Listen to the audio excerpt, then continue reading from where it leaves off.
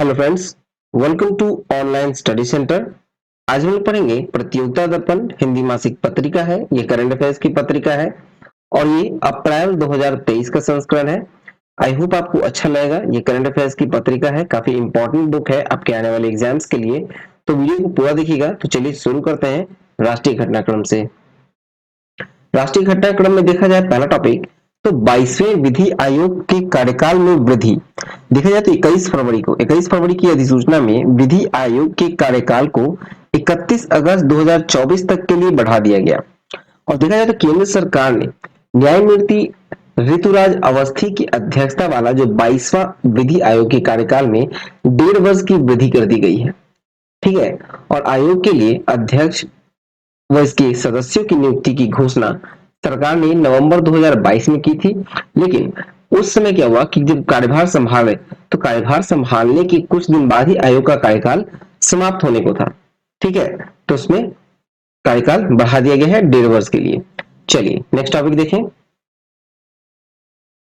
Next topic है दक्षिण Africa से लाए गए 12 चीते कुनु नेशनल पार्क में। देखिए 17 फरवरी को दक्षिण अफ्रीका से 12 चीतों की खेप को लेकर भारतीय वायुसेना का मालवाहक विमान ग्लोब मास्टर ने उड़ान भरी थी। ठीक है। और विमान जो है वो 18 फरवरी को प्रातः ग्वालियर एयरबेस पर उतरा था। और इससे पूर्व देखें तो चीता संरक्षण परियोजना के तहत 8 चीते नामीबिया से, ठीक है, 8 चीते नामीबिया से सितंबर 2022 में मंगाए गए थे, जिन्हें मध्य प्रदेश स्थित कुनो नेशनल पार्क में छोड़ा गया था। ठीक है। ये कुनो नेशनल पार्क में छोड़ा गया था, 17 सितंबर 2022 को छोड़ा गया था। प्रधानमंत्री नरेंद्र मोदी जी के जन्मदिन पे छोड़ा गया था। ठीक है।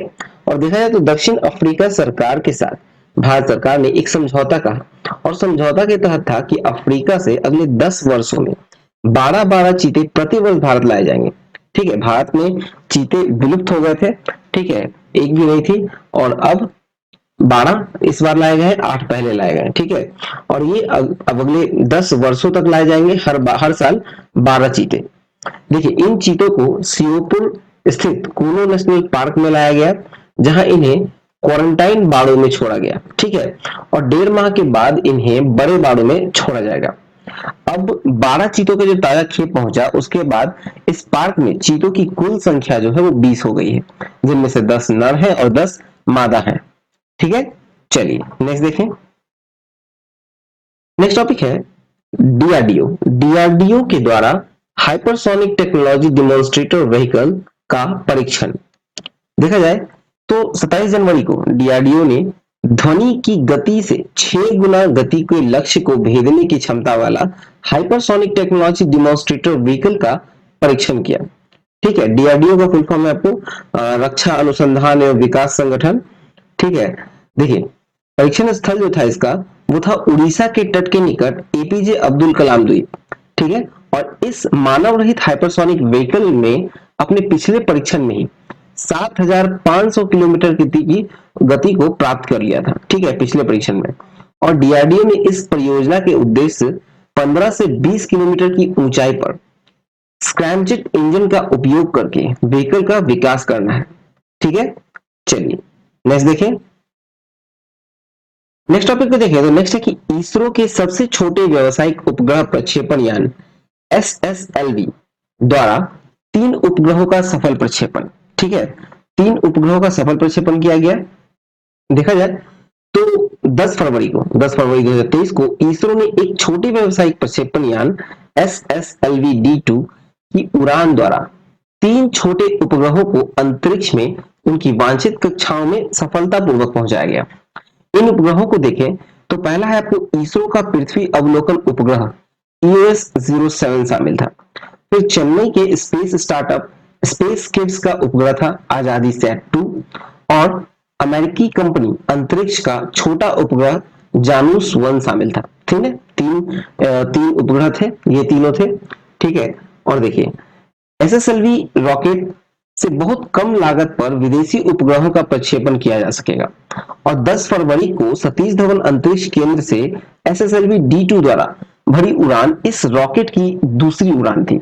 और पहली उड़ान जो थी वो अगस्त 2022 में जो की गई थी, लेकिन वो विफल रही थी। ठीक है। चलिए नेक्स्ट देखें।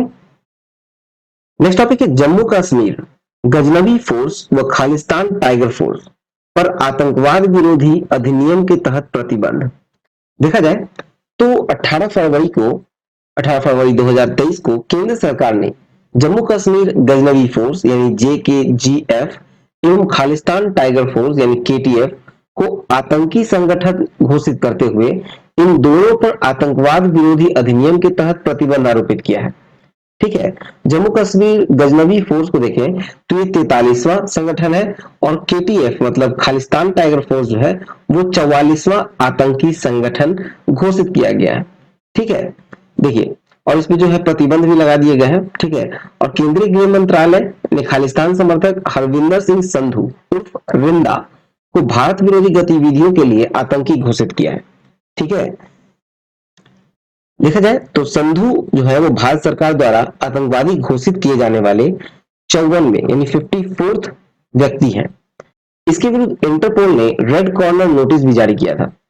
ठीक है, देखिए JKGF का गठन जो है जहां लश्कर ए तैयबा और जैसे मोहम्मद जैसे आतंकी संगठनों के सदस्यों के साथ मिलकर किया गया था, और वहीं KTF जो है पंजाब का KTF पंजाब में आतंकवाद को फिर से भड़काने में लगा है।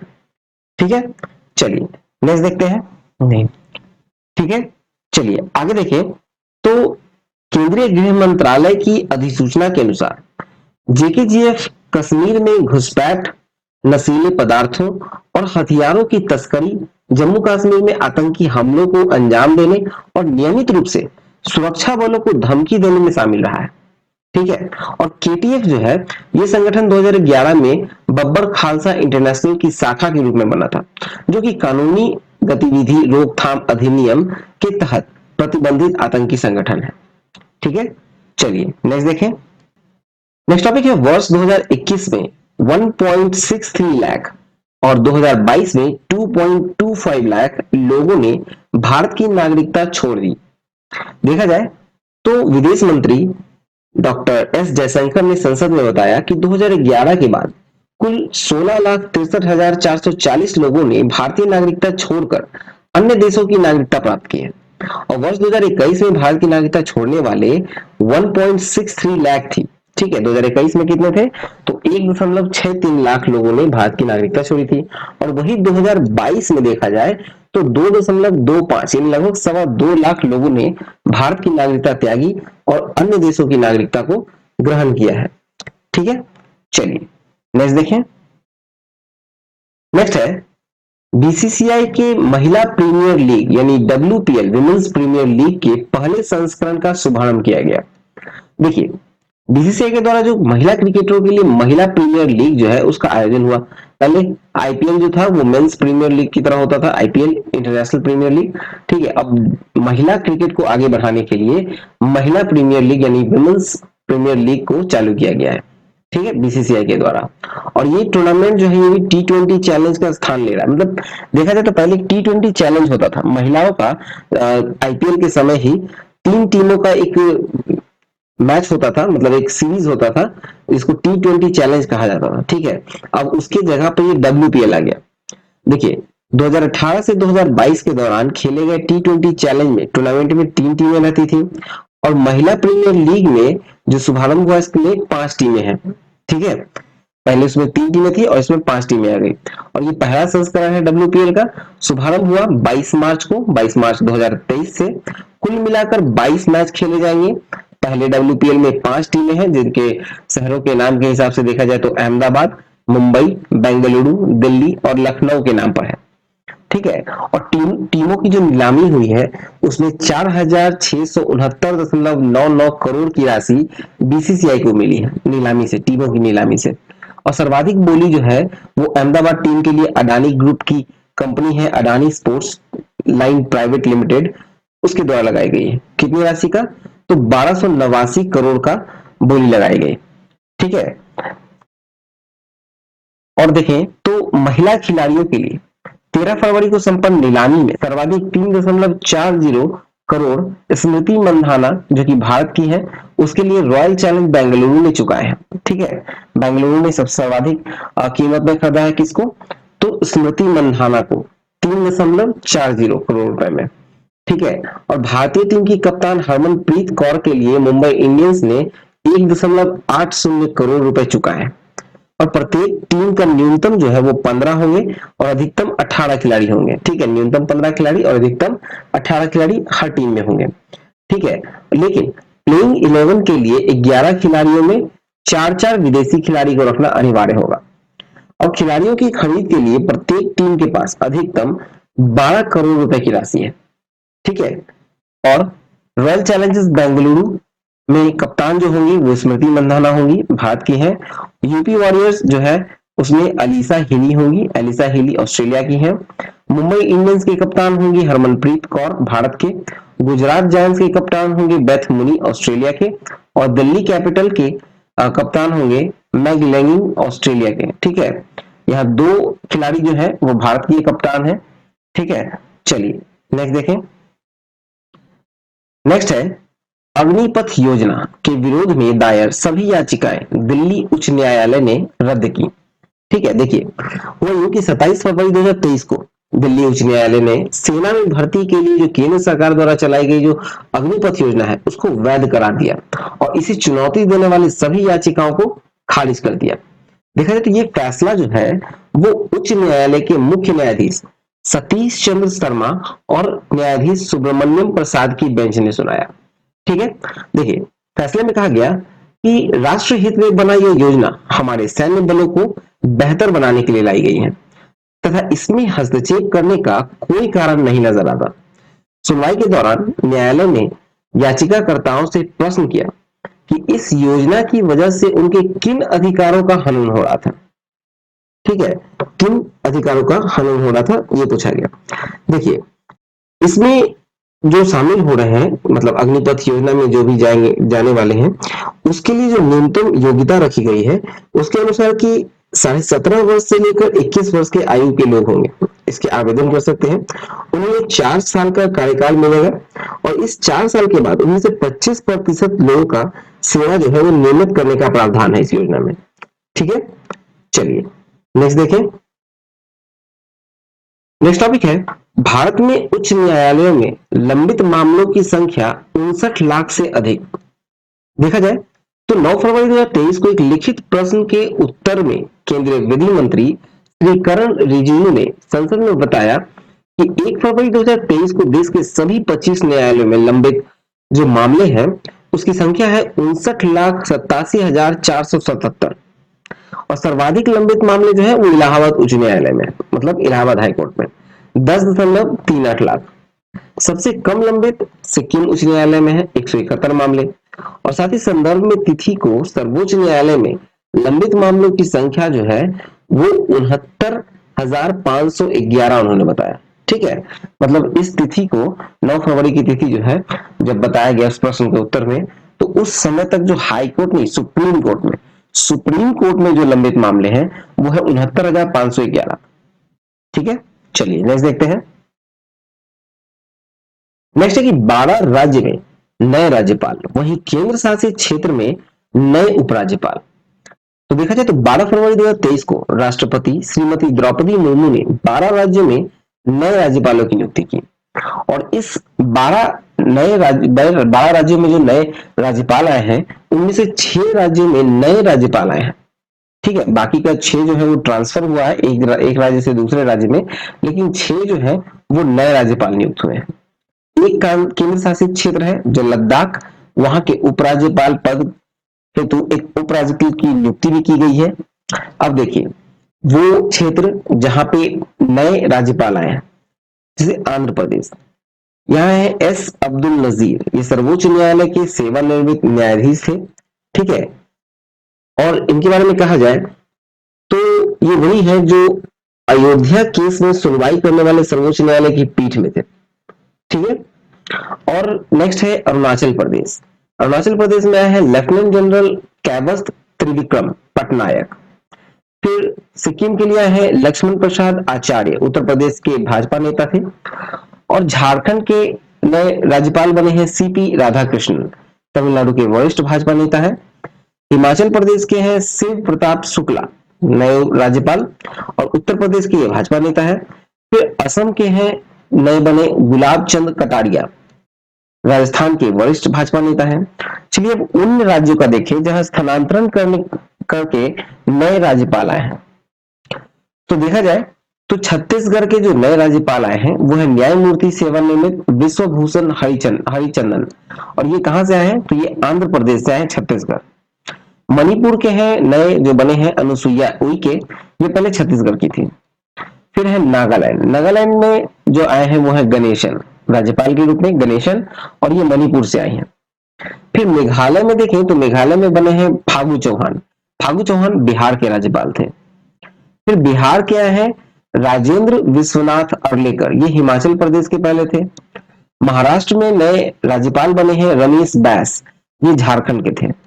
और लद्दाख के जो है वो बने हैं सेवानिवृत्त ब्रिगेडियर डॉक्टर बीडी मिश्रा, ये अरुणाचल प्रदेश के राज्यपाल थे। ठीक है, चलिए नेक्स्ट टॉपिक देखें। नेक्स्ट टॉपिक है कि त्रिपुरा, नागालैंड, मेघालय में विधानसभा चुनाव। तो त्रिपुरा में देखें तो त्रिपुरा के मतदान एक ही दिन हुए 16 फरवरी को। विधानसभा की यहाँ कुल सीटें थी 60, मतगणना हुई 2 मार्च को। ठीक है, मतगणना एक्चुअली तीनों राज्यों में 2 मार्च को ही हुई है। ठीक है, और देखा जाए तो भाजपा और indigenous peoples front of Tripura गठबंधन के 33 सीटें मिली हैं, जिसमें बीजेपी को 32 और आईपीएफटी को 1 सीटें प्राप्त है।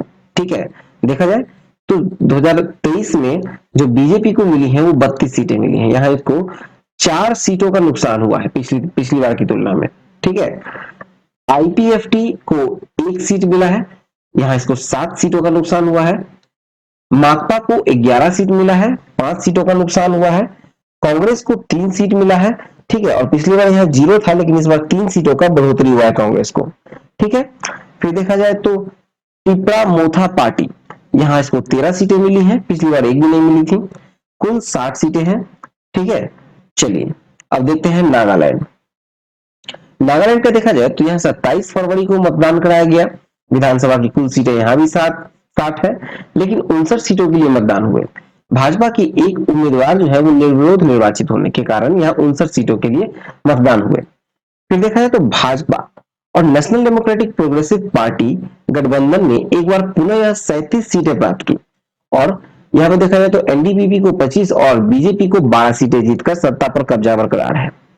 ठीक है, एनडीपीपी मतलब नेशनल डेमोक्रेटिक प्रोग्रेसिव पार्टी को 25 सीटें मिली, 7 सीटें अधिक मिली है 2018 की तुलना में। बीजेपी को 12 सीटें मिली थी पिछली बार भी और इस बार भी। राष्ट्रवादी कांग्रेस पार्टी जो है एनसीपी, उसको 7 सीटें मिली है। नेशनल पीपुल्स पार्टी यानी एनपीपी को 5 सीटें, लोक जनशक्ति पार्टी को 2 सीटें, नागा पीपुल्स फ्रंट को 2 सीटें, और रिपब्लिक पार्टी जो है अन्य के साथ वो है 2 सीटें, अन्य है 5 सीटें। ठीक है, देखा जाए तो कुल 60 सीटें होगी। चलिए अब मेघालय का देखा जाए। मेघालय का देखा तो 27 फरवरी 2023 को मेघालय में मतदान हुआ। विधानसभा की यहाँ भी कुल 60 सीटें हैं। 59 सीटों के लिए मतदान हुए, क्योंकि एक उम्मीदवार का निधन होने के कारण वहां मतदान नहीं कराया गया था।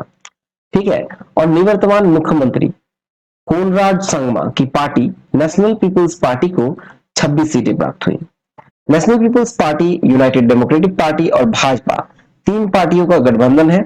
ठीक है, नेशनल पीपुल्स पार्टी यानी एनपीपी, यूनाइटेड डेमोक्रेटिक पार्टी यानी यूडीपी, और भाजपा का यहाँ पे गठबंधन है। देखिए भाजपा को 2 सीटें मिली है, एनपीपी को मिली है 26 सीटें, यूडीपी को 11 सीटें, तृणमूल कांग्रेस को 5 सीटें, कांग्रेस को 5 सीटें, और voice of the peoples party को 4 सीटें प्राप्त हुई हैं। ठीक है, चलिए नेक्स्ट देखें। नेक्स्ट है आबकारी नीति में भ्रष्टाचार मामले में दिल्ली की सरकार के मंत्री मनीष सिसोदिया गिरफ्तार। ठीक है, देखिए 26 फरवरी 2023 को दिल्ली प्रशासन की 2021-22 की आबकारी नीति लागू हुई, और लागू करने के कथित भ्रष्टाचार को लेकर केंद्रीय जांच ब्यूरो मतलब सीबीआई ने आप सरकार में उप मुख्यमंत्री मनीष सिसोदिया को गिरफ्तार कर लिया। ठीक है, आम आदमी पार्टी के जो उप मुख्यमंत्री मतलब आम आदमी पार्टी के नेता उप मुख्यमंत्री जो मनीष सिसोदिया है उनको गिरफ्तार किया गया है। और सीबीआई का कहना है कि आबकारी नीति तैयार करने और कार्यान्वयन दोनों में अनियमितताएं थी, और उसका उद्देश्य सिर्फ आम आदमी पार्टी से जुड़े लोगों पर कथित तौर पर लाभ पहुंचाना था।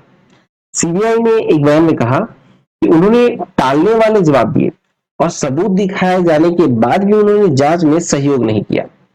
जमानत याचिका रद्द करते हुए 4 मार्च को सीबीआई रिमांड में उच्च न्यायालय उन्हें सौंपा है। ठीक है, और गिरफ्तारी के बाद उनका त्याग पत्र को स्वीकार कर लिया गया है। उपराज्यपाल को मुख्यमंत्री ने संदर्भित कर दिया है। ठीक है, चलिए नेक्स्ट टॉपिक देखें। अब मूव करते हैं अंतरराष्ट्रीय घटनाक्रम की ओर। पहला है रूस यूक्रेन युद्ध का 1 वर्ष पूर्व, दोनों देशों में तबाही के बावजूद युद्ध विराम नहीं। देखा जाए तो 24 फरवरी को रूस और यूक्रेन के बीच युद्ध को 1 वर्ष पूरा हो गया। युद्ध शुरू होने के बाद रूस के राष्ट्रपति व्लादिमीर पुतिन ने कहा था कि रूस का मकसद यूक्रेन पर कब्जा करना नहीं है, बल्कि उसका विसैन्यीकरण करना है। ठीक है, लेकिन अब देखा जाए तो 1 वर्ष बीत जाने के बाद भी फिलहाल ये अंत होता नहीं दिख रहा है युद्ध। ना तो यूक्रेन पीठ दिखाई, ना तो यूक्रेन ने पीठ दिखाई, और ना ही रूस का हमला यूक्रेन के विसैन्यीकरण तक सीमित रहा है। ठीक है, तो देखा जाए तो ये 1 वर्ष के अनवरत जारी जो ये युद्ध है, युद्ध में ना कोई जीता है और ना कोई हारा है। अनगिनत लोग मारे गए, करोड़ों विस्थापित हुए, पड़ोसी देशों में शरणार्थी के रूप में शरण लिए हुए हैं। युद्ध में सैनिकों की मौत के आंकड़ों का खुलासा अभी तक नहीं किया गया है। ठीक है, किसी ने भी नहीं किया है दोनों देशों में से। ठीक है, और देखा जाए तो लॉजिस्टिक सेवाएं बुरी तरह से प्रभावित हुई हैं। तेल गैस के मूल्य में तीव्र वृद्धि हुई, सप्लाई चेन अवरुद्ध होने के अनेक देश खाद्यान्न संकट का सामना कर रहे हैं। ठीक है, और इस युद्ध के लिए अमेरिका, ब्रिटेन, फ्रांस, जर्मनी सहित अनेक पश्चिमी देशों ने यूक्रेन को भारी मात्रा में हथियार उपलब्ध कराए हैं, जिनके दम पर यूक्रेन की सेना ने रूस को करारी चोट पहुंचाई है। ठीक है, रूस ने यूक्रेन के अनेक शहरों, बंदरगाहों पर कब्जा जहां किया, वहीं यूक्रेन की सेना ने जवाबी कार्रवाई में ज्यादातर इलाकों को फिर से अब कब्जा में ले लिया है। ठीक है, इस दौरान रूस पर कड़े आर्थिक प्रतिबंध भी पश्चिमी देशों ने लगाए, और रूस को हो रहे जो आर्थिक नुकसान के कारण रूसी राष्ट्रपति पुतिन ने कई बार यूक्रेन से युद्ध विराम के लिए बातचीत करने पर सहमति जता चुके हैं, लेकिन यूक्रेन भी अब अड़ चुका है। वह तब तक बातचीत में शामिल नहीं होगा जब तक रूसी सेना उसके क्षेत्र से बाहर नहीं हो जाती। ठीक है, 1 वर्ष पूर्व रूस ने जब यूक्रेन के विरुद्ध युद्ध छेड़ा था, तो उसे यह युद्ध इतना लंबा चलने की आशा नहीं थी। उसका अनुमान था कि रूसी सेना अधिक से अधिक 1 या 1.5 महीने में यूक्रेन के बड़े बड़े हिस्से पर कब्जा कर लेगी, लेकिन किंतु पश्चिमी देशों के हस्तक्षेप से व्लादिमीर पुतिन का ये इंतजार है, ये मुश्किलें जो है दोनों बढ़ा दी। ठीक है, जिससे भारी नुकसान रूस को भी करना पड़ रहा है, रूस को भी काफी भारी नुकसान का सामना करना पड़ रहा है। ठीक है, चलिए नेक्स्ट देखें। नेक्स्ट टॉपिक है रूस यूक्रेन युद्ध के मामले में संयुक्त राष्ट्र महासभा में प्रस्ताव 141-7 के मतांतर से पारित, भारत मतदान से अलग रहा। देखा जाए तो 23 फरवरी 2023 को संयुक्त राष्ट्र महासभा की विशेष आपातकाल सत्र में, ठीक है, मतलब कहा जाए तो जो 24 फरवरी को 1 वर्ष पूर्ण हुआ था युद्ध का, तो उससे मात्र 1 दिन पहले 23 फरवरी को रूस के युद्ध पर एक प्रस्ताव 141-7 के मतांतर से पारित किया गया। भारत और चीन सहित 32 सदस्य देश इस प्रस्ताव में मतदान में अनुपस्थित रहे। भारत ने इस प्रस्ताव से दूरी बनाते हुए कहा कि भारत यूक्रेन की स्थिति को लेकर चिंतित है और इस मामले में बातचीत और कूटनीति को बढ़ावा दिया जाना चाहिए।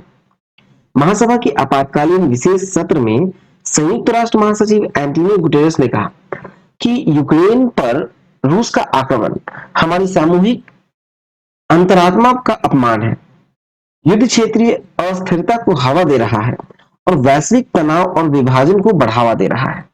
ठीक है, और कहा कि अन्य संकटों की तरफ ध्यान हट रहा है और संसाधनों की कमी हो रही है, वैश्विक मुद्दों को दबाया जा रहा है। यूक्रेन की उस सीमा के अंदर उसकी जो संप्रभुता, आजादी, एकता और क्षेत्रीय अखंडता के प्रति प्रतिबद्धता जताई गई। रूस बगैर किसी देरी और शर्त के यूक्रेन इलाकों से पूरी तरह वापस चला जाए, ऐसा एंटोनियो गुटेरेस ने कहा अपने बयान में। ठीक है, चलिए नेक्स्ट टॉपिक देखते हैं। नेक्स्ट टॉपिक है कि अमेरिकी क्षेत्र में चीन के खुफिया गुब्बारे को अमेरिका ने मार गिराया। तो देखा जाए तो 4 फरवरी 2023 को अमेरिका ने एक मिसाइल के प्रहार के जरिए चीन के एक संदिग्ध जासूसी गुब्बारे को नष्ट किया और ये वर्जीनिया में लांगले से उड़ान भरकर अमेरिका के एक लड़ाकू विमान ने मिसाइल से प्रहार किया और गुब्बारे को नष्ट कर दिया। गुब्बारे का जो मलबा है वो अटलांटिक महासागर में अमेरिकी क्षेत्र में गिरा, जिसे एकत्र कर अमेरिकी नौसेना ने इसे खुफिया एजेंसी एफबीआई को सौंपा है। ठीक है, और एफबीआई ने इस पे जांच किया और जांच करने के बाद उन्होंने कहा कि गुब्बारे में जो है वो एक उच्च क्षमता वाले कैमरे हैं जो कि एक ही स्थान से कई कोनों से फोटो लेने और वीडियो बनाने में सक्षम थे।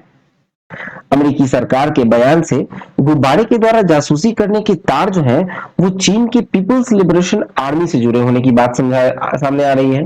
और ये गुब्बारा उन गुब्बारों से वायरलेस के जरिए जुड़ा था जो पांचों महाद्वीपों के 40 से अधिक देशों के ऊपर उड़ते हुए जासूसी कर रहे हैं। पेंटागन के अनुसार सर्वप्रथम ये 28 जनवरी को गुब्बारे को देखा गया था। ठीक है, चलिए नेक्स्ट देखें। नेक्स्ट है शहाबुद्दीन चुप्पू बांग्लादेश के नए राष्ट्रपति होंगे।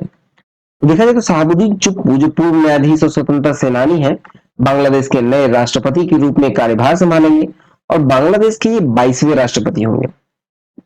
देखा जाए तो 23 अप्रैल 2023 को बांग्लादेश में विगत 10 वर्षों से राष्ट्रपति रहे मोहम्मद अब्दुल्ला हामिद का दूसरा कार्यकाल समाप्त हो गया और बांग्लादेश के जो संविधान है उसके अनुसार देखें तो कोई भी व्यक्ति अधिकतम 2 बार ही राष्ट्रपति बन सकता है। ठीक है, शहाबुद्दीन चुप्पू इस पद हेतु एकमात्र उम्मीदवार थे एवं 13 फरवरी को ही उन्हें निर्वाचित घोषित किया गया। चलिए नेक्स्ट देखें। नेक्स्ट टॉपिक है निकोस क्रिस्टोडुलाइडस साइप्रस के नए राष्ट्रपति निर्वाचित। तो देखा जाए तो 12 फरवरी को यूरेशिया के द्वीपीय राष्ट्र साइप्रस में संपन्न चुनाव में पूर्व विदेश मंत्री निर्दलीय उम्मीदवार निकोस क्रिस्टोडुलाइडस नए राष्ट्रपति निर्वाचित हुए हैं। दूसरे दौर के मतदान में 51.9% मत प्राप्त कर विजय रहे। प्रतिद्वंदी उम्मीदवार जो है माब्रो वियानीस को 48.1% मत प्राप्त हुआ और निवर्तमान राष्ट्रपति निकोस एनास्टासिएडस जो लगातार 2 कार्यकाल से राष्ट्रपति थे वो संवैधानिक प्रावधान के तहत तीसरे कार्यकाल के लिए वहां चुनाव नहीं लड़ सकते हैं। ठीक है, चलिए नेक्स्ट देखें। नेक्स्ट टॉपिक है तुर्की में भूकंप के भीषण झटकों से तबाही, सीरिया में भी झटके। तो देखिए 6 फरवरी और उसके बाद यूरेशिया स्थित जो तुर्की और भूकंप के झटकों से वहां कहर का शिकार बन गया। लगातार 3-4 दिन तक नए झटके आते रहे। रिक्टर स्केल पर इसकी तीव्रता 7.8 थी।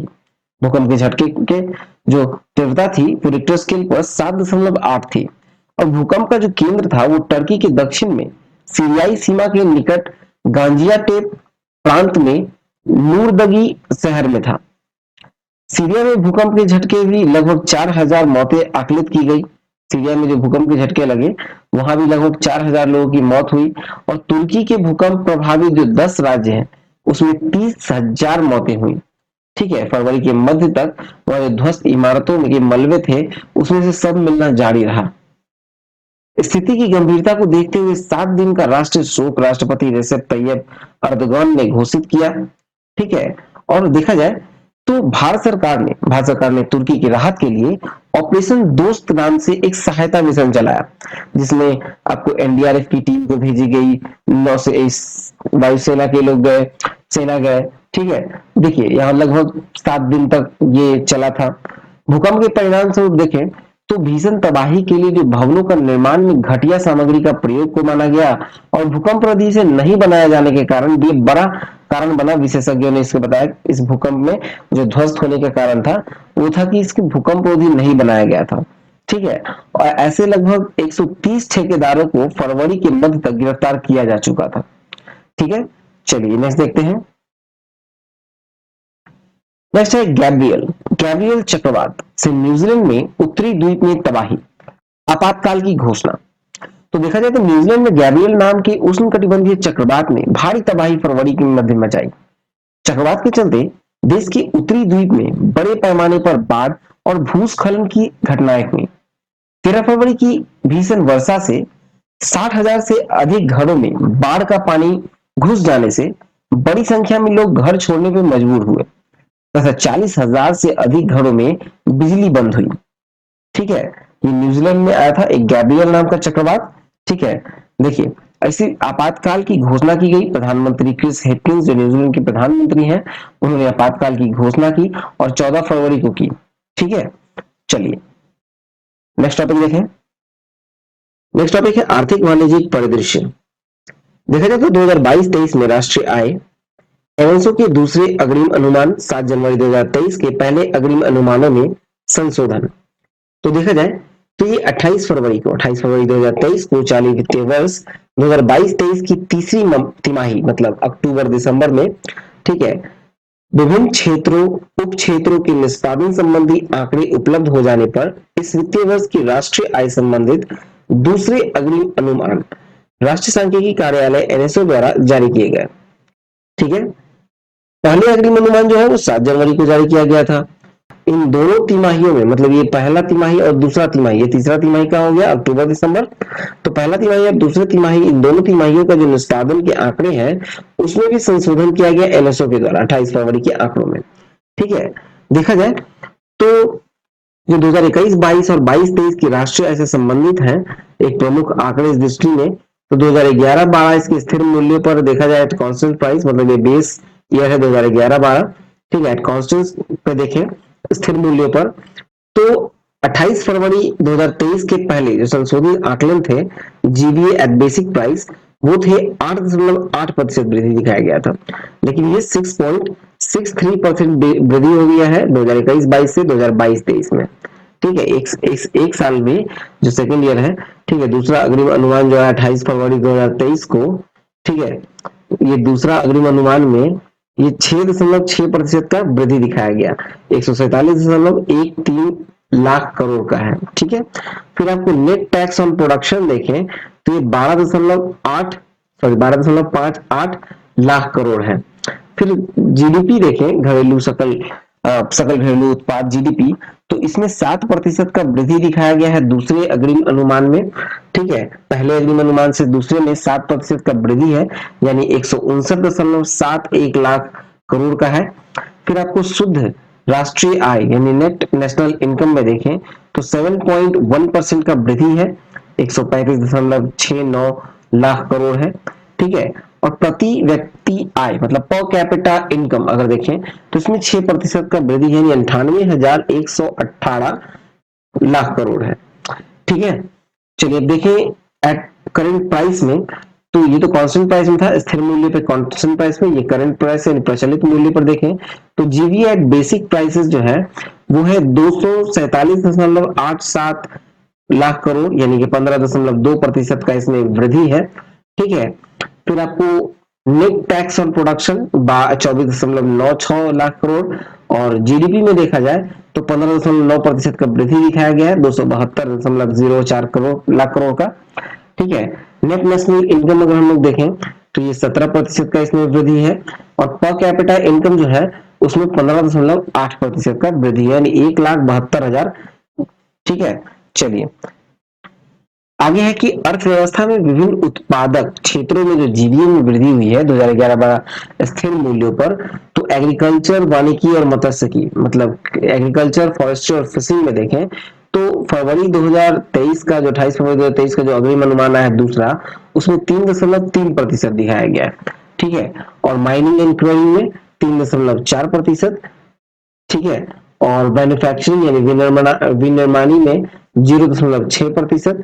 ठीक है, फिर आपको इलेक्ट्रिसिटी गैस वाटर सप्लाई और अदर यूटिलिटी सर्विस में ये 9.2% है, फिर निर्माण यानी कंस्ट्रक्शन में 9.1% है, और फिर आपको trade hotel transport communication service related to broadcasting इसमें 14.2%। ठीक है, यानी कि ओवरऑल अगर हम लोग देखें जीवी एट बेसिक प्राइस में तो ये है 6.6%। ठीक है, 6.6% का वृद्धि। और देखा जाए तो प्रचलित मूल्यों पे जो जीवीए में तीनों उत्पादक क्षेत्रों का योगदान है यानी कि प्राथमिक क्षेत्र द्वितीय क्षेत्र और तृतीय क्षेत्र का, तो 2021-22 में ये 21% जो योगदान है वो प्राथमिक क्षेत्र का, द्वितीय क्षेत्र का है 26.5% और तृतीय क्षेत्र का है 52.5%। ठीक है, अगर मूल्य के हिसाब से देखें तो 214.4 लाख करोड़। ठीक है, उसी तरह अगर हम लोग देखें तीनों उत्पादक क्षेत्रों में जीवियों में वृद्धि स्थिर मूल्यों पर, ठीक है, ये स्थिर मूल्य पर है, वो करंट प्राइसेस पे था, ठीक है, प्रचलित मूल्य पर, और ये कांस्टेंट प्राइस पे है। तो प्राथमिक क्षेत्र में ये 2021-22 में 3.9% है, द्वितीय क्षेत्र में 12% और तृतीय क्षेत्र में 8.8%, मतलब कुल जीवीए देखें तो ये 8.8% है।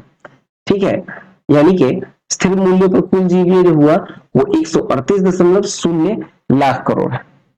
चलिए नेक्स्ट देखें। नेक्स्ट है कि अनाज की 100% पैकिंग जूट की बोरियों में ही करना अनिवार्य। तो देखा जाए तो 22 फरवरी 2023 की बैठक में जूट उद्योग को बढ़ावा देने के उद्देश्य से जूट पैकेजिंग सामग्री अधिनियम 1987 के तहत अनाजों की 100% पैकिंग जूट की बोरियों में ही करने का प्रावधान 2023-24 के लिए बरकरार रखा गया। इसका निर्णय जो है वो आर्थिक मामलों और मंत्रिमंडलीय समिति की प्रधानमंत्री नरेंद्र मोदी की अध्यक्षता की बैठक में लिया गया। और चीनी के मामले में देखें तो 20% पैकिंग जूट की बोरियों में ही किया जाना बरकरार रखा गया। ठीक है, अनाज के लिए 100% है और ये चीनी के लिए ये 20% है। चलिए नेक्स्ट देखें। नेक्स्ट है पीएम किसान योजना की 2000 की 13वीं किस्त 8 करोड़ से अधिक पात्र किसानों के बैंक खातों में अंतरित। तो देखा जाए तो ये प्रधानमंत्री किसान सम्मान निधि योजना है, जिसके तहत एक साल में 3 बार 2-2 हजार रुपए कर किसानों के अकाउंट में डीबीटी के द्वारा, ठीक है, डीबीटी के द्वारा डायरेक्ट ट्रांसफर किए जाते हैं 2-2 हजार, यानी साल में 6,000 रुपए। ठीक है, तो उसका ये 13वां किस्त है जो 22 फरवरी 2023 को, ठीक है, 22 फरवरी 2023 को प्रधानमंत्री किसान सम्मान निधि योजना की 13वीं किस्त जो है वो किसानों के बैंक खाते में ट्रांसफर कर दी गई है। तो इसमें देखा जाए तो कुल 8 करोड़ 2 लाख पात्र किसानों को खातों में कुल मिलाकर 16,800 करोड़ की राशि इस किस्त के तहत प्रत्यक्ष लाभ अंतरण डीबीटी के जरिए जमा कर दी गई। ठीक है, कितने लोगों को दी गई? तो 8 करोड़ 2 लाख किसानों को कितनी राशि गई? तो 16,800 करोड़ रुपए। 27 फरवरी 2023 को जारी जो 13वीं किस्त है, जो कि वित्त वर्ष 2022-23 की अंतिम किस्त है। ठीक है, 2022-23 की अंतिम किस्त है। अब ये देखा जाए तो योजना के तहत प्रति वर्ष 2-2 हजार रुपए की राशि 3 किस्तों में मिलाकर कुल 6-6 हजार रुपए की राशि दी जाती है किसानों के खाते में। और इस योजना का लाभ उन्हीं किसानों को प्राप्त होगा जिनका कृषि भूमि जिनके नाम पर है। ठीक है, संस्थागत भूमि धारक इस योजना के तहत लाभ के पात्र नहीं है। किसी भी सरकारी विभाग में कार्यरत अथवा विभाग से जो सेवानिवृत्त होकर पेंशन पाने वाले किसान होंगे उनको भी यह लाभ नहीं मिलेगा। ठीक है, और किनको नहीं मिलेगा? तो देखा जाए तो डॉक्टर, इंजीनियर, वकील, चार्टर्ड अकाउंटेंट आदि के रूप में जो पंजीकृत पेशेवर हैं उनको भी इसका लाभ नहीं मिल सकेगा। कृषि भूमि का उपयोग यदि कृषि के अतिरिक्त किसी अन्य कार्य हेतु भी किया जाता है तो ऐसे भूस्वामी को इस योजना का लाभ नहीं मिलेगा। संवैधानिक पदों पर पूर्व में या वर्तमान में है और पूर्व या वर्तमान मंत्री हैं तो इसका लाभ उन्हें नहीं मिलेगा।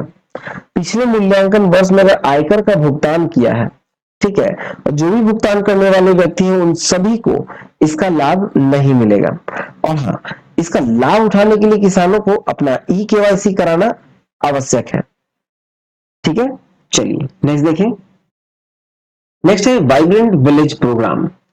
तो 15 फरवरी 2023 को 2022-23 और 2025-26 की अवधि के लिए 4800 करोड़ की वित्तीय आवंटन के साथ इस केंद्र पर आयोजित कार्यक्रम को केंद्रीय मंत्रिमंडल की बैठक की मंजूरी प्रदान हुई। देश की उत्तरी सीमा के सामरिक महत्व को स्वीकार करते हुए सीमावर्ती गांव के समुचित विकास के लिए इस कार्यक्रम का उल्लेख वित्त मंत्री श्रीमती निर्मला सीतारमण ने 2022-23 के बजट में प्रस्तुत किया था। देखा जाए तो ये जो 4800 करोड़ रुपए का वित्तीय आवंटन है उसमें से 2500 करोड़ का उपयोग सीमावर्ती सड़कों के विकास के लिए किया जाएगा।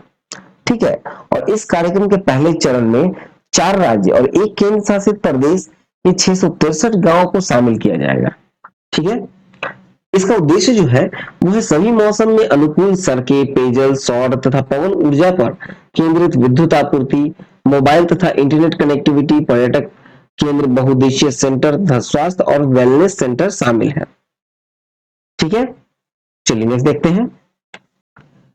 नेक्स्ट है रेपो रेट में लगातार छठी बार वृद्धि।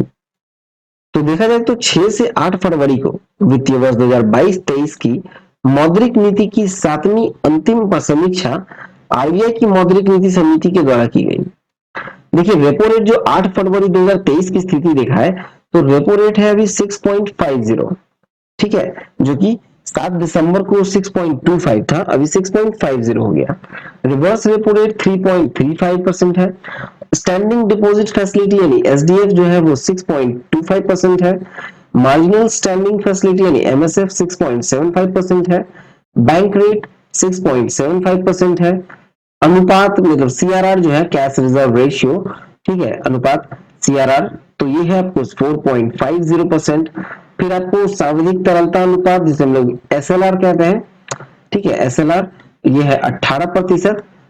ये आपको 8 फरवरी 2023 की स्थिति दिखाई जा रही है। ठीक है, चलिए नेक्स्ट देखें। नेक्स्ट टॉपिक है कि दिसंबर 2022 के अंत में देश में टेलीफोन उपभोक्ताओं की कुल संख्या 1170.38 मिलियन और टेली डेंसिटी कितनी है, तो 84.56%। देखिए 16 फरवरी को दिसंबर 2022 के अंत तक के जो आंकड़े दिए गए हैं दूरसंचार नियामक ट्राई के द्वारा यानी कि telecom regulatory authority of India के द्वारा जारी किए गए हैं, और इसमें देखें तो शहरी टेलीफोन उपभोक्ताओं की संख्या जो अगर मिलियंस में देखते हैं तो वायरलेस वाले हैं 627.03 मिलियन और वायरलाइन वाले हैं 25.35 मिलियन। कुल 652.39 मिलियंस है। ठीक है, चलिए अब देखिए ग्रामीण टेलीफोन उपभोक्ताओं की संख्या मिलियन में, तो ग्रामीण में कुल मिलाकर 517.99 मिलियन है कनेक्शन, जिसमें कि 515.89 जो है वो वायरलेस है और 2.10 जो है वो वायरलाइन वाले हैं ग्रामीण क्षेत्र में। ठीक है, फिर आपको टेलीफोन उपभोक्ताओं की कुल संख्या अगर हम लोग देखें तो 1170.38 1170.38 मिलियन कनेक्शन है, टेलीफोन उपभोक्ताओं की संख्या है, जिसमें वायरलाइन वाले 27.45 है मिलियन में और 1142.93 मिलियन जो है वो वायरलेस वाले हैं। कुल टेलीफोन उपभोक्ताओं को शहरी उपभोक्ता का प्रतिशत देखें तो शहरी है आपको वायरलेस में 54.86 और वायरलाइन में 92.35, जो कि कुल 55.74 है। ठीक है, प्रतिशत में। अब आगे देखते हैं हम लोग। ठीक है, तो विभिन्न लाइसेंस्ड सर्विस एरियाज में जो टेली डेंसिटी है प्रतिशत में देखें, टेली डेंसिटी कहने का मतलब है कि प्रति 100 व्यक्ति पे जो कनेक्शन की संख्या होती है, ठीक है, उसे हम लोग टेली डेंसिटी कहते हैं। तो अखिल भारत में मतलब ओवरऑल इंडिया में देखा जाए तो प्रति 100 व्यक्ति पे 84.56 कनेक्शन है। ठीक है, और सर्वाधिक कनेक्शन आपको दिल्ली में मिलेंगे, प्रति 100 व्यक्ति पे 271.97 कनेक्शन है। ठीक है, और सबसे कम बिहार में है 55.18। ठीक है, प्रति 100 व्यक्ति पे 55.18। ठीक है, ये पूरा लिस्ट आपको पीडीएफ में मिल जाएगा। फिर देखा जाए तो मोबाइल फोन सेवा बाजार में जो विभिन्न सेवा प्रदाता हैं उनके बाजार की हिस्सेदारी देखी जाए तो रिलायंस जियो को है 37.14% कनेक्शन की हिस्सेदारी है। एयरटेल की है 32.16, वोडाफोन आइडिया की है 21.11, बीएसएनएल की है 9.34%, एमटीएनएल की है 0.24% और रिलायंस कम्युनिकेशन की है 0.0002%। ठीक है, चलिए नेक्स्ट देखते हैं। नेक्स्ट टॉपिक है कि भारत पाकिस्तान द्विपक्षीय व्यापार में वृद्धि। तो देखा जाए तो वाणिज्य मंत्री के आंकड़ों के अनुसार भारत और पाकिस्तान के बीच द्विपक्षीय व्यापार में चालू वित्तीय वर्ष में वृद्धि हुई है।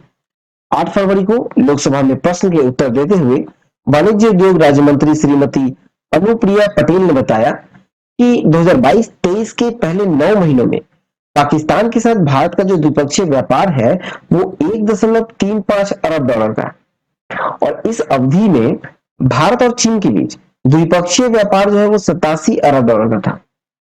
ठीक है, भारत और चीन के बीच कितना है, तो 87 अरब डॉलर का, भारत और चीन पाकिस्तान के साथ 1.35 अरब डॉलर का। ठीक है, चलिए नेक्स्ट देखिए। नेक्स्ट है, गर्मी के बढ़ते प्रकोप के चलते देश में विद्युत की मांग में भी रिकॉर्ड वृद्धि। तो देखिए, तेजी से बढ़ती गर्मी के कारण इस वर्ष जो फरवरी का महीना था उसमें बहुत से कार्यालय में पंखे और एसी चलने लगे। इससे विद्युत की खपत में तीव्र वृद्धि हुई। ऐसे भी देखा जाए तो इस बार जो फरवरी में जो गर्मी थी वो कई रिकॉर्ड तोड़ दिए।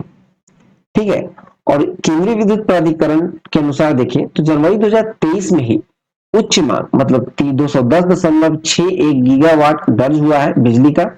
और प्राधिकरण के आंकड़ों के अनुसार देश में अब तक विद्युत की सर्वोच्च मांग जो है वो 10 जून 2022 को थी, 211 गीगावाट दर्ज की गई थी।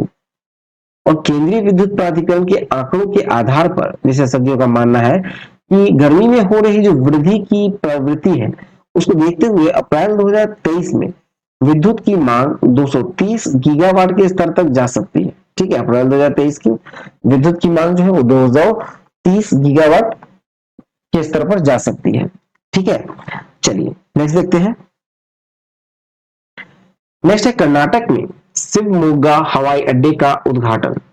तो 27 फरवरी 2023 को प्रधानमंत्री मोदी ने कर्नाटक में शिवमोगा में नवनिर्मित हवाई अड्डे का उद्घाटन किया है। 450 करोड़ की लागत में बना है ये, और इसमें इस टर्मिनल में भवन में प्रति घंटे 300 यात्रियों को संभाल सकने का सक्षम है इसमें। इस अवसर पर प्रधानमंत्री ने सरकार की नीतियों के बारे में भी चर्चा की, जिसके कारण विमान क्षेत्र का अभूतपूर्व विस्तार देश में हुआ है। प्रधानमंत्री ने कहा कि हवाई चप्पल पहनने वाले आम नागरिकों को हवाई जहाज में यात्रा करने में समर्थ बनाना है, और अपने सपने को इसको साकार करने के लिए सस्ती हवाई यात्रा वाली उड़ान योजना का भी उल्लेख इस अवसर पर किया है।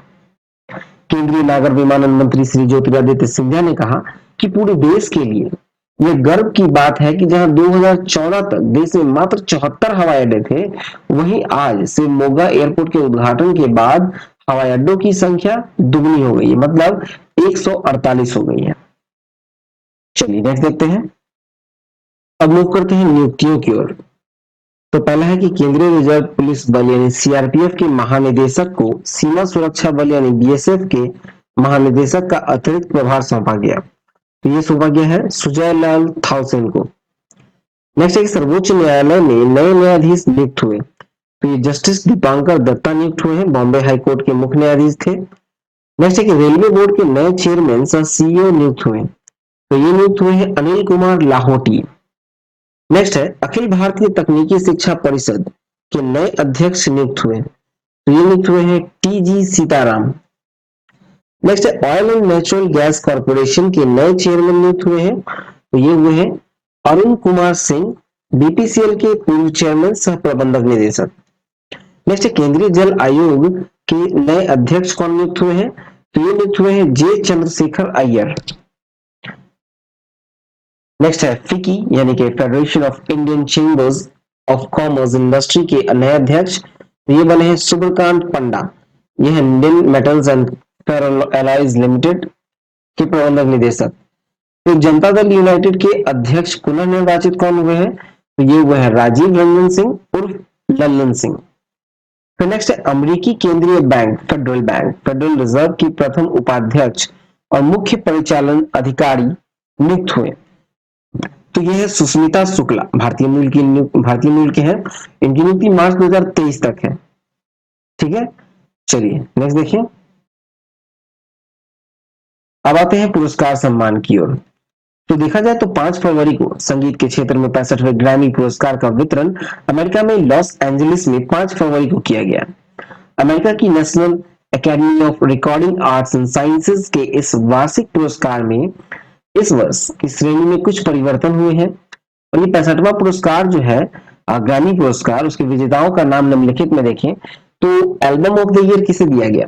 ये दिया गया हैरिस हाउस को। और रिकॉर्ड ऑफ द ईयर ये बने हैं अबाउट डैम टाइम ठीक है। सॉन्ग ऑफ द ईयर है just like that. New start सर्वश्रेष्ठ न्यू आर्टिस्ट में देखें तो ये है समारा जॉय। सर्वश्रेष्ठ पॉप सोलो परफॉर्मेंस में है इजी ऑन मी। और सर्वश्रेष्ठ पॉप वोकल एल्बम है हैरिस हाउस। सर्वश्रेष्ठ रॉक एल्बम है पेशेंट नंबर 9। सर्वश्रेष्ठ अल्टरनेटिव म्यूजिक एल्बम है फॉक्सट्रॉट वेटलैग। इसमें सर्वश्रेष्ठ R&B एल्बम ब्लैक रेडियो 3। सर्वश्रेष्ठ rap album mister Morale and the big स्टेपोज। सर्वश्रेष्ठ कंट्री एल्बम है अ ब्यूटीफुल टाइम। सर्वश्रेष्ठ कॉमेडी एल्बम है द क्लेजियर। सर्वश्रेष्ठ हिस्टोरिकल एल्बम है यांकी होटल फॉक्सट्रॉट। सर्वश्रेष्ठ गॉस्पेल एल्बम है किंगडम बुक वन डिलक्स। सर्वश्रेष्ठ फोक एल्बम है रिविलर। सर्वश्रेष्ठ चिल्ड्रन म्यूजिक एल्बम है द मूवमेंट। सर्वश्रेष्ठ स्पोकन वर्ड पोएट्री एल्बम गया है the poet who sat by the door. सर्वश्रेष्ठ म्यूजिक वीडियो है all too well the short film. अब आते हैं बाफ्टा पुरस्कार की ओर। नेक्स्ट है बाफ्टा फिल्म पुरस्कार। बाफ्टा यानी कि British academy of film and television arts 19 फरवरी को इसके 76वें बाफ्टा पुरस्कारों का वितरण किया गया लंदन के रॉयल एल्बर्ट हॉल में। और इन पुरस्कारों के तहत जो प्रमुख पुरस्कारों की सूची देखें तो सर्वश्रेष्ठ डायरेक्टर है एडवर्ड बर्गर। फिल्म है all quiet on the western front के लिए। सर्वश्रेष्ठ फिल्म चुना गया है all quiet on the western front. निर्देशक है एडवर्ड बर्गर। सर्वश्रेष्ठ गैर अंग्रेजी फीचर फिल्म देखें तो यह है all quiet on the western front. ये एक जर्मन फिल्म है। सर्वश्रेष्ठ अभिनेत्री है केट फिल्म तार के लिए। सर्वश्रेष्ठ अभिनेता है ऑस्टिन बटलर फिल्म एल्विस के लिए। सर्वश्रेष्ठ सपोर्टिंग अभिनेता है बैरी कियोगन बंसी ऑफ इनिशेरिन के लिए। सर्वश्रेष्ठ सपोर्टिंग अभिनेत्री चुनी गई है Kerry Condon Banshees of Inisherin के लिए। सर्वश्रेष्ठ एडिटिंग है film everything everywhere all at once. सर्वश्रेष्ठ सिनेमेटोग्राफी है all quiet on the western front के लिए। ठीक है। और सर्वश्रेष्ठ प्रोडक्शन डिजाइन दिया गया है Florencia Martin and the Anthony chlorine को। ठीक है। उसने सबसे डॉक्यूमेंट्री किया है नवलनी को। सर्वश्रेष्ठ एनिमेटेड फिल्म है गुइलेर्मो डेल टोरो पिनाशियो। और बाफ्टा फेलोशिप दिया गया है सैंडी पॉवेल को जो कि ब्रिटिश कॉस्ट्यूम डिजाइन है। चलिए नेक्स्ट देखते हैं। अब आते हैं संगीत नाटक अकादमी पुरस्कार का वितरण। तो 23 फरवरी 2023 को पुरस्कारों का वितरण किया गया है। राष्ट्रपति द्रौपदी मुर्मू ने नई दिल्ली में एक समारोह में इस पुरस्कारों का वितरण किया जिसमें 25 फरवरी 2022 को वर्ष 2019-20 के संगीत नाटक अकादमी पुरस्कारों की घोषणा की थी। ठीक है। और उस पुरस्कारों की अकादमी में सर्वोच्च सम्मान यानी फेलोशिप जिसे कहते हैं अकादमिक रत्न उसको निम्नलिखित 10 कलाकारों को प्रदान की गई है। यहाँ 10 का नाम दिया गया है। पहला है सरोज वैद्यनाथन, सदानंद कृष्णकुट्टी, दर्शना झावेरी, छन्नूलाल मिश्र, AKC नटराजन, स्वप्न चौधरी, टीवी गोपाल कृष्णन, तीजन बाई, भरत गुप्ता और मालिनी राजूकर। संगीत नाटक अकादमी पुरस्कार के तहत दी जाने वाली जो पुरस्कार राशि है वो है 1 लाख। अकादमी फेलो को 3-3 लाख की राशि प्रदान की जाती है। ठीक है। नेक्स्ट देखिए तो नेक्स्ट है फीफा के वर्ष 2022 के पुरस्कार। तो 27 फरवरी को विश्व फुटबॉल की संचालन संस्था फीफा के वर्ष 2022 के पुरस्कारों का वितरण किया गया। सर्वश्रेष्ठ फुटबॉलर जो चुने गए हैं वर्ष के सर्वश्रेष्ठ फुटबॉलर पुरुष में ये दिया गया है लियोनेल मेसी को जो कि अर्जेंटीना के हैं। वर्ष के सर्वश्रेष्ठ महिला फुटबॉलर जो चुनी गई है वो है एलेक्सा पुटेलस स्पेन की। और ये लगातार ये दूसरा वर्ष है जब इन्हें दिया गया ये अवार्ड। फिर सर्वश्रेष्ठ वर्ष का जो सर्वश्रेष्ठ कोच है पुरुष में तो वह है लियोनेल स्कालोनी अर्जेंटीना की टीम के कोच है। और वर्ष के सर्वश्रेष्ठ कोच महिला में जो है वो है साइना विगमैन ब्रिटेन की महिला टीम के कोच है। सर्वश्रेष्ठ वर्ष की गोलकीपर जो चुने गए महिला में वो है मैरी इप्से इंग्लैंड के। और पुरुष में जो गोलकीपर है वर्ष के सर्वश्रेष्ठ वो है एमिलियानो मार्टिनेज अर्जेंटीना के हैं। चलिए नेक्स्ट देखते हैं। अब आते हैं विविध की ओर। विविध में देखें पहला तो ऑपरेशन दोस्त तुर्की और सीरिया में फरवरी 2023 में पहले सप्ताह में आए जो भीषण भूकंप है, उसमें हजारों लोगों की मौत हुई। इस दुख के समय में राहत कार्यों में हाथ बटाने के लिए भारत ने एक विशेष टीम वहां पर 7 फरवरी को रवाना की। भारत के राहत मिशन को ऑपरेशन दोस्त नाम दिया गया। ऑपरेशन दोस्त के तहत जो है कि एनडीआरएफ के सदस्यों के अतिरिक्त सेना, वायुसेना, अन्य विभागों के जवान, जिनमें कुछ महिला कर्मी भी शामिल थीं, इनके लिए रातों रात पासपोर्ट विदेश विभाग ने तैयार किए और वीजा की व्यवस्था की। भारतीय दल ने 1 सप्ताह से भी अधिक समय तक रहकर राहत और बचाव का कार्य में सहयोग दिया। नेक्स्ट है भारत उज्बेकिस्तान संयुक्त सैन्य अभ्यास दुस्तलिक। तो देखा जाए तो 20 फरवरी से 5 मार्च तक भारतीय सेना और उज्बेकिस्तान की सेना के बीच संयुक्त सैन्य अभ्यास दुस्तलिक का चौथा संस्करण विदेशी प्रशिक्षण नोड पिथौरागढ़ उत्तराखंड में संपन्न हुआ। दोनों देशों की 45 सैनिकों की सेना इसमें अभ्यास में शामिल हुई थी और भारतीय सेना की टुकड़ी में गढ़वाल राइफल्स रेजिमेंट की एक इन्फेंट्री बटालियन के सैनिक शामिल थे। ठीक है, और इसका उद्देश्य जो है वो दोनों सेनाओं के बीच सकारात्मक संबंधों को बढ़ावा देना है। चलिए नेक्स्ट देखते हैं। अगला टॉपिक है गुजरात में सागर परिक्रमा का तीसरा चरण। तो देखा जाए सागर परिक्रमा मत्स्यिकी क्षेत्र के कल्याण हेतु केंद्र प्रायोजित कार्यक्रम है, जिसका मुख्य उद्देश्य है सरकार द्वारा कार्यान्वित विभिन्न मत्स्य संबंधी योजनाओं और कार्यक्रमों का प्रसार करना, मत्स्य पालन को बढ़ावा देना और समुद्री परिस्थितिकी तंत्र की रक्षा करना। देखा जाए तो 19 फरवरी को केंद्रीय मत्स्य पालन, पशुपालन और डेयरी मंत्री पुरुषोत्तम रूपाला ने गुजरात के हजीरा पोर्ट से सागर परिक्रमा कार्यक्रम का तीसरा चरण का शुरुआत किया।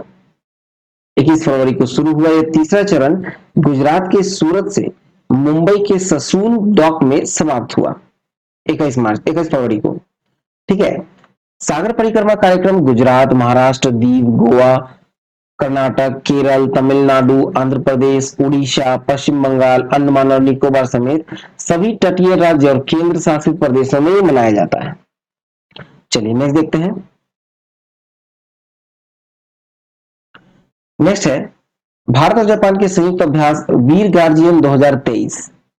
तो देखा जाए तो 12 से 26 जनवरी 2023 को भारतीय वायुसेना और जापान के वायु आत्मरक्षा बल का पहला संयुक्त अभ्यास वीर गार्जियन 2023 जापान के हयाकुरी वायु सैनिक केंद्र पर संपन्न हुआ। इस संयुक्त अभ्यास में भारतीय दल का नेतृत्व जो है वो स्क्वाड लीडर अवनी चतुर्वेदी ने किया। अवनी चतुर्वेदी ये पहला अवसर था जब किसी विदेशी बल के साथ द्विपक्षीय सैन्य अभ्यास में भारतीय दल का नेतृत्व किसी महिला अधिकारी ने किया। इस युद्ध अभ्यास में दोनों वायु सेनाओं ने ऑपरेशन अभ्यास, वायु युद्ध रणनीति निर्धारण, आक्रमणों को रोकने, एयर डिफेंस मिशन के अभ्यास दोनों वायु सेनाओं ने इस युद्ध अभ्यास में किए हैं। नेक्स्ट है आईएनएस सुमेधा की अबू धाबी में आईडीईएक्स और एनएवीडीएक्स 2023 की भागीदारी। तो देखा जाए तो 24 फरवरी 2023 को नौसैनिक प्रदर्शनी और अंतरराष्ट्रीय रक्षा प्रदर्शनी 2023 का आयोजन जो है वो अबू धाबी संयुक्त अरब अमीरात में है, वहां किया गया। सरयू श्रेणी की स्वदेश निर्मित अपतटीय पोत में भारत की पोत निर्माण क्षमता का प्रदर्शन किया गया। ठीक है, चलिए नेक्स्ट देखें। नेक्स्ट टॉपिक है निधन। जावेद खान अमरोही, बॉलीवुड के प्रसिद्ध अभिनेता जावेद खान अमरोही का 70 वर्ष की आयु में निधन हो गया। फिल्म लगान में राम सिंह के किरदार में विशेष प्रसिद्धि उन्हें प्राप्त की थी। नेक्स्ट है नंदमुरी तारक रत्न। तेलुगु फिल्मों के अभिनेता नंदमुरी तारक रत्न का 39 वर्ष की आयु में दिल का दौरा पड़ने से निधन हो गया। नेक्स्ट है के विश्वनाथ। कला तपस्वी के नाम से लोकप्रिय दक्षिण भारत के जाने माने फिल्म निर्माता के विश्वनाथ का 92 इयर्स के एज में निधन हो गया। नेक्स्ट है परवेज मुशर्रफ। परवेज मुशर्रफ जो है वो पाकिस्तान के पूर्व सैन्य तानाशाह और पूर्व राष्ट्रपति परवेज मुशर्रफ का 79 वर्ष की आयु में दुबई में निधन हो गया। नेक्स्ट है वानी जयराम। वाणी जयराम जो है वो पद्म भूषण से सम्मानित प्रसिद्ध पार्श्व गायिका वाणी जयराम 78 वर्ष की आयु में चेन्नई स्थित अपने आवास पर संदिग्ध परिस्थितियों में मृत पाई गई। चलिए नेक्स्ट देखते हैं। अब आते हैं पुस्तक की ओर। तो पहला है विक्ट्री सिटी, लेखक है सलमान रुश्दी। नेक्स्ट है नेवर नेवर, इसके लेखक हैं Colin Hugo and Tarryn Fisher. चलिए नेक्स्ट देखते हैं। अब आते हैं खेल कूद की ओर। पहला टॉपिक है नई दिल्ली मैराथन 2023। तो 26 फरवरी 2023 को नई दिल्ली में अपोलो टायर्स नई दिल्ली राष्ट्रीय मैराथन दौड़ संपन्न हुई, जिसमें विजेताओं के नाम देखें तो पुरुष वर्ग में प्रथम पुरस्कार रहा मान सिंह को, जिन्होंने अपनी रेस 2 घंटे 14 मिनट 13 सेकंड में कंप्लीट किया। द्वितीय स्थान पर रहे पुरुष कैटेगरी में एबी बेलियप्पा 2 घंटे 14 मिनट 15 सेकंड में। तृतीय स्थान पर रहे कार्तिक कुमार 2 घंटे 14 मिनट और 19 सेकंड में। महिला वर्ग में पहले स्थान प्राप्त कर सकी ज्योति गावते जो है वो 2 घंटा 53 मिनट 4 सेकंड लिया। अश्विनी यादव ने 2 घंटे 53 मिनट 6 लिया। और डिग्निट डोलमा जो है वो 2 घंटे 56 मिनट और 41 सेकंड लिया। ठीक है, चलिए नेक्स्ट देखें। नेक्स्ट है कि महिलाओं की सीनियर राष्ट्रीय हॉकी चैंपियनशिप 2023। तो ये 15 से 26 फरवरी को हॉकी इंडिया की महिलाओं की 13वीं सीनियर राष्ट्रीय हॉकी चैंपियनशिप आंध्र प्रदेश में काकीनाडा में संपन्न हुआ। विजेता है मध्य प्रदेश 5-1 से और उप विजेता है महाराष्ट्र।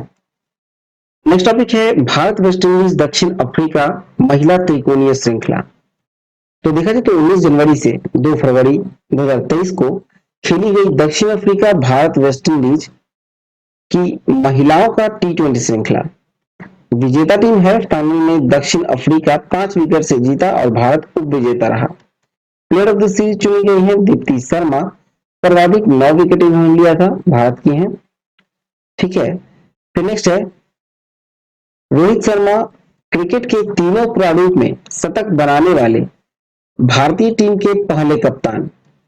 तो देखा जाए तो 10 फरवरी 2023 को नागपुर में भारतीय टेस्ट टीम के कप्तान रोहित शर्मा ने 120 रन की पारी खेली। ठीक है, और टेस्ट क्रिकेट में उनका यह 9वां शतक था। साथ ही ऐसे पहले भारतीय कप्तान हैं जिन्होंने कप्तान रहते हुए क्रिकेट के तीनों प्रारूपों में शतक बनाए हैं। ठीक है, चलिए नेक्स्ट देखें। नेक्स्ट टॉपिक है New Zealand England test series.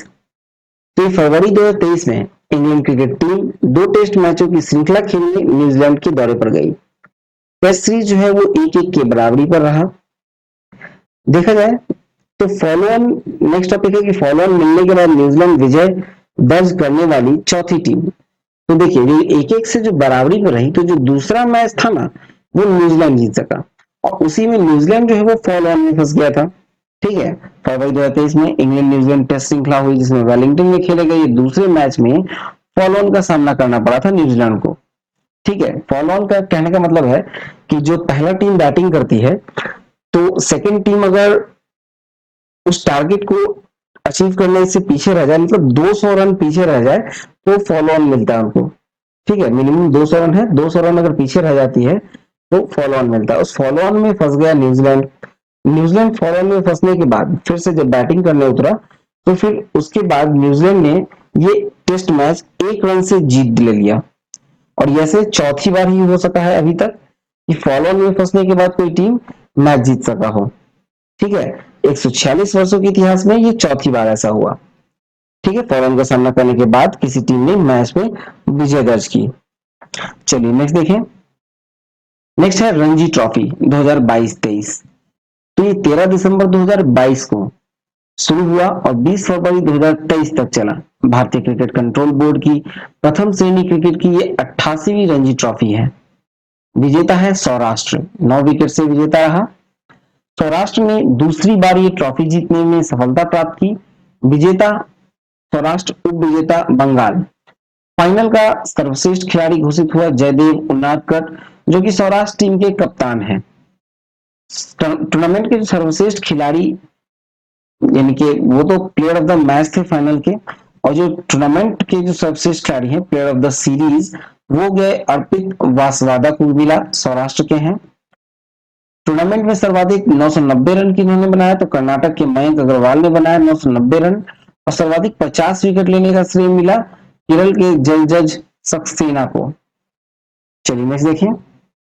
Next है जनवरी 2023 के लिए ICC cricketer of the month. तो men's cricketer of the month for January 2023 जो है वो है शुभमन गिल, भारत के। और womens cricketer of the month for January 2023 है ग्रेस स्टीवेंस, इंग्लैंड के। नेक्स्ट है आईसीसी की दूसरी विश्व टेस्ट चैंपियनशिप 2021-23 का फाइनल 7 से 11 जून को ओवल में। तो देखिए 7 से 11 जून 2023 को अंतरराष्ट्रीय क्रिकेट परिषद का जो दूसरा विश्व टेस्ट चैंपियनशिप है 2021-23, इसका फाइनल मैच होगा लंदन में, लंदन के ओवल मैदान पर खेला जाएगा। जून तक देखा जाएगा कि जो टेस्ट रैंकिंग है उसमें जो टॉप 2 टीमें होंगी उसके बीच फाइनल मुकाबला होगा। ठीक है, चलिए नेक्स्ट देखें। नेक्स्ट है महिलाओं का T20 विश्व कप 2023। तो ये 10 से 26 फरवरी 2023 को अंतरराष्ट्रीय क्रिकेट परिषद के महिलाओं का 8वां T20 विश्व कप का आयोजन दक्षिण अफ्रीका में हुआ। टूर्नामेंट में कुल 10 टीमें शामिल थीं। 26 फरवरी को फाइनल ऑस्ट्रेलिया और दक्षिण अफ्रीका के बीच खेली गई। विजेता रहा ऑस्ट्रेलिया, छठी बार विजेता रहा। विजेता टीम में ऑस्ट्रेलिया को $10 लाख और उप विजेता दक्षिण अफ्रीका को $5 लाख मिले। टूर्नामेंट का जो सर्वश्रेष्ठ खिलाड़ी है वो है एशले गार्डनर, ऑस्ट्रेलिया के। और टूर्नामेंट में सर्वाधिक 230 रन दक्षिण अफ्रीका की लॉरा वॉलवर्ट ने बनाए। सर्वाधिक 11 विकेट लेने का श्रेय न्यूजीलैंड की सोफी एक्सलेस्टोन को प्राप्त हुआ, और भारतीय टीम सेमीफाइनल में ऑस्ट्रेलिया से पराजित हुई। चलिए नेक्स्ट देखें। नेक्स्ट है सीनियर राष्ट्रीय बैडमिंटन चैंपियनशिप। ये 22 से 28 फरवरी को योनिक्स सनराइज 84वीं सीनियर राष्ट्रीय बैडमिंटन चैंपियनशिप का आयोजन पुणे में संपन्न हुआ।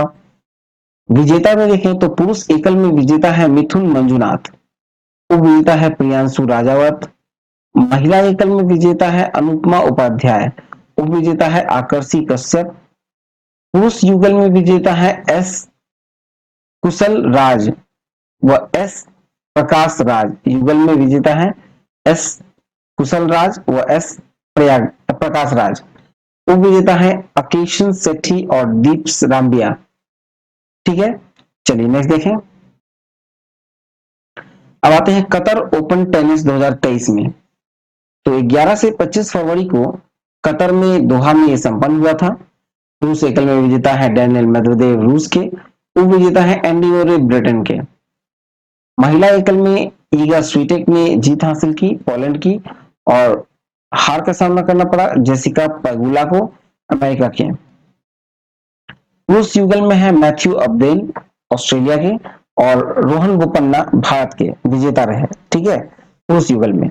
और महिला युगल में विजेता है जेसिका पेगुला और कोको गॉफ, जो कि अमेरिकी जोड़ी है। चलिए नेक्स्ट देखें। नेक्स्ट है 5वें खेलो India youth games Madhya Pradesh की मेजबानी में संपन्न। तो देखा जाए तो 30 जनवरी से 11 फरवरी 2023 को 5वें खेलो India youth games Madhya Pradesh की मेजबानी में संपन्न हुए। 27 खेलों की स्पर्धाएं इस बार इस खेल में शामिल थीं, और 5वां खेलो इंडिया यूथ गेम्स का पदक तालिका देखें तो पहले स्थान पे महाराष्ट्र रहा, जिसे कुल 161 पदक मिले, जिसमें 56 स्वर्ण, 55 रजत और 50 कांस्य है। हरियाणा दूसरे स्थान पे है। ठीक है, 128 पदक के साथ दूसरे स्थान पर, जिसमें 41 स्वर्ण, 32 रजत और 55 कांस्य है। मध्य प्रदेश तीसरे स्थान पर, राजस्थान चौथे स्थान पर, दिल्ली 5वें स्थान पर है। चलिए नेक्स्ट देखें। प्रतियोगिता दर्पण अप्रैल 2023 का जो संस्करण था वो यहीं तक था। नेक्स्ट वीडियो आएगा आपको क्रॉनिकल का। ठीक है, क्रॉनिकल के करंट अफेयर्स को अप्रैल का। ठीक है, तो मिलते हैं नेक्स्ट वीडियो में। और पीडीएफ डाउनलोड के लिए आप हमारे onlinestudycenter.in के पीडीएफ सेक्शन से डाउनलोड कर सकते हैं। चैनल को सब्सक्राइब नहीं किया है तो सब्सक्राइब कर लें, वीडियो को लाइक करें, शेयर करें और सब्सक्राइब करें। नोटिफिकेशन बेल तो दबा लें। टेलीग्राम चैनल को ज्वाइन कर लीजिए, लिंक डिस्क्रिप्शन में है। ठीक है, यहाँ आपको पीडीएफ का डायरेक्ट लिंक मिल जाएगा। तो चलिए मिलते हैं नेक्स्ट वीडियो में। जय हिंद, जय भारत।